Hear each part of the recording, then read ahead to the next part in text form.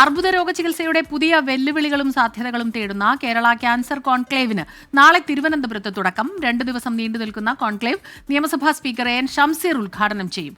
അർബുദ രോഗ ചികിത്സയുടെ നൂതന സാധ്യതകൾ തേടുന്നതാകും കോൺക്ലേവ്.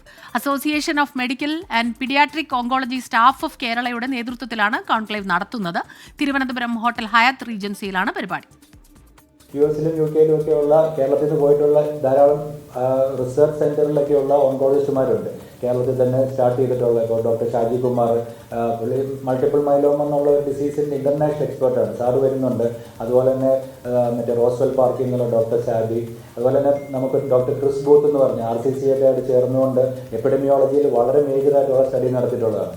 ഡോക്ടർ ക്രിസ് ബൂത്ത് തിരുവനന്തപുരത്ത് താമസിച്ച് മാസങ്ങളോളം താമസിച്ച് RCCയിൽ നിന്ന് ആ ഒരു എപ്പിഡമിയോളജിക്കൽ ഡേറ്റ കളക്ട് ചെയ്ത്, കാനഡയിൽ നിന്നുള്ള ഡോക്ടറാണ്. He is not able to join physically, പക്ഷേ സാറ് ഓൺലൈനായിട്ട് മീറ്റിംഗിൽ പങ്കെടുക്കുന്നുണ്ട്. അവരെല്ലാം വളരെ എന്തൂസിയാസ്റ്റിക്കാണ്. കാരണം ഇങ്ങനത്തെ ഒരു കൺസെപ്റ്റ് ഇത് കേരളത്തിൽ നിന്നല്ല, ഇന്ത്യയിൽ തന്നെ ആദ്യമായിട്ടാണ്. ഞങ്ങൾ നടത്തിയത് കൊണ്ട് നമ്മൾ പറയുകയല്ല, ഇത് ഇന്ത്യയിൽ തന്നെ ആദ്യമായിട്ടാണ് ഒരു ക്യാൻസർ കോൺക്ലേവ് നടത്തുന്നത്.